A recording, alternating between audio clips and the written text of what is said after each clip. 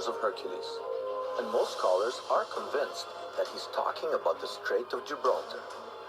But some historians believe that Plato is referring to the Strait of Messina, between the Italian peninsula and the island of Sicily.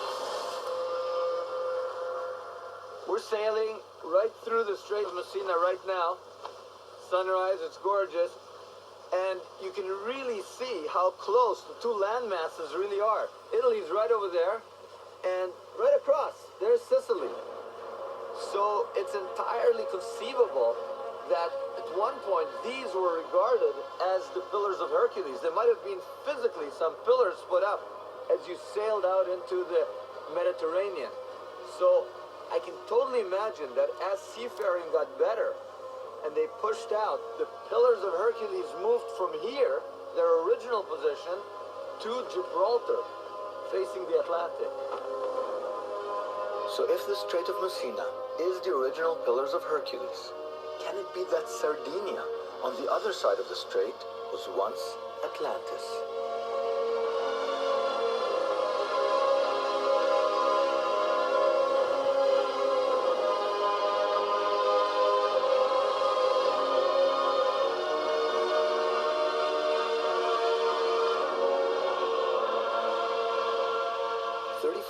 Years ago, one of the most impressive civilizations of ancient times thrived on Sardinia.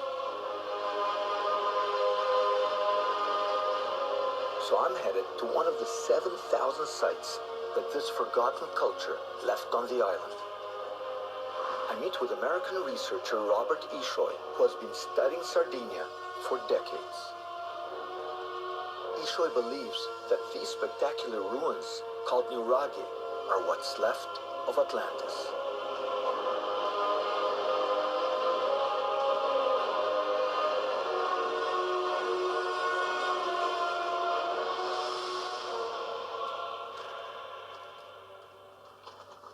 This, Robert, is impressive to be sure. Yes.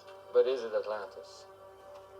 This culture here on Sardinia matches everything Plato describes about Atlantis.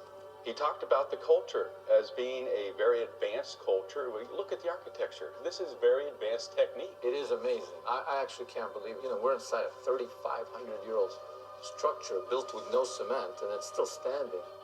The circular aspects of the buildings. Plato said everything was round. They built pillars. He calls them pillars. These round structures, were they for living in? Temples? What were they for?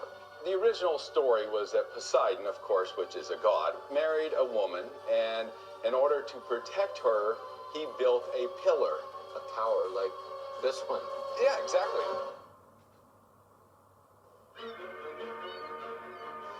But what about the rest of Plato's descriptions? Does the island of Sardinia match what we know about Atlantis? To find out, we travel to the southern end of the island. Well, here we are at Nora. This is a very significant place on Sardinia. Plato specifically said that Atlantis was destroyed by earthquakes and flooding.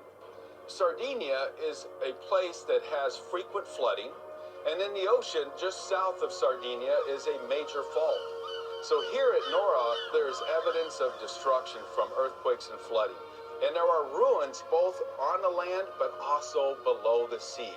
So this is a very special place, and it gives strong evidence that there's a connection between Sardinia and what Plato said about the destruction of Atlantis. Sardinia also has two other important characteristics that match Plato's descriptions. The rocks around the island have three colors: black, white, and red. And there are hot and cold springs everywhere. Robert has me wondering, are these the temples of Atlantis? He believes that they are, and he takes me to one of the most impressive, Nuraxi. Wow.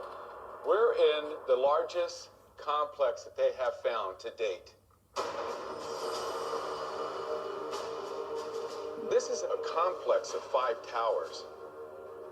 You have the center tower, and then you have the 4 outer towers that match the compass: north, south, east, and west. And until recently, very recently, nobody knew it was here. Well, it was covered with mud completely. I Imagine the height of this and completely buried by mud.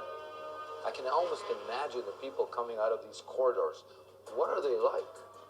We have found figurines of warriors here. And you can tell by the fact that this place is so enclosed and protected, more than likely this was the upper class and the warrior class. But if this is Atlantis, where's the fabled temple to Poseidon? Look, right there. We have got to go there. To our amazement, Plato provides the coordinates.